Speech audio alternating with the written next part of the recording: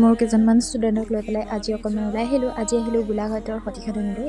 ইয়াৰ আগতে আমি সোমাই আহিছোঁ জুগিবাৰী, তাত আমি ধুনীয়াকৈ চাহ তাহ খাই আহিছোঁ আৰু ইয়াত আহিছোঁ একদম ফূৰ্তি কৰিবলৈ। আৰু সিহঁতক আজি কোনে পায় আৰু ময়ো বোলো সিহঁতক উলিয়াই আনিছোঁ যেতিয়া সিহঁতি অকণমান প্ৰাণ খুলি ফূৰ্তি কৰক। ফাৰ্ষ্টে ভিডিঅ' গেম খেলিলে, দেন আহি পেলাই ইয়াত চব ঢেকি চেকি খেলিছে। আৰু এইফালে চাওক ছবিবোৰ কি ধুনীয়াকৈ বনাই থোৱা আছে আৰু ময়ো লাগি গ'লোঁ ঝুলনা খেলিবলৈ। আৰু এইফালে চাওক জাম্প কৰিছে, একদম জাম্পত উঠা সিহঁতৰ মানে চখেই বেলেগ। আৰু ইয়াত আমাৰ ধুনীয়াকৈ গোটেইকেইটা পেলাই আমাৰ ভণ্টি উঠিলেগৈ দেই, ভণ্টিক আকৌ পিছে সিহঁতি উঠিবলৈ চান্সেই নিদিলে।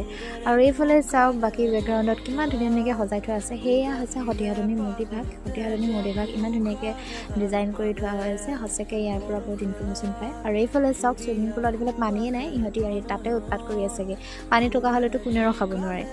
আৰু এইফালে চাওক ৰক ক্লাইম্বিঙৰ কাৰণে ডিজাইন কৰি থোৱা আছিলে আৰু ইয়াত লাগি গ'ল, আমিও পিছত উঠিলোঁ দেই। আৰু ইয়াৰ পিছত একদম শেষত এখন চাওক ট্ৰেইনত উঠিলে, আৰু ট্ৰেইনত উঠাৰ মানে মজাই বেলেগ সিহঁতৰ।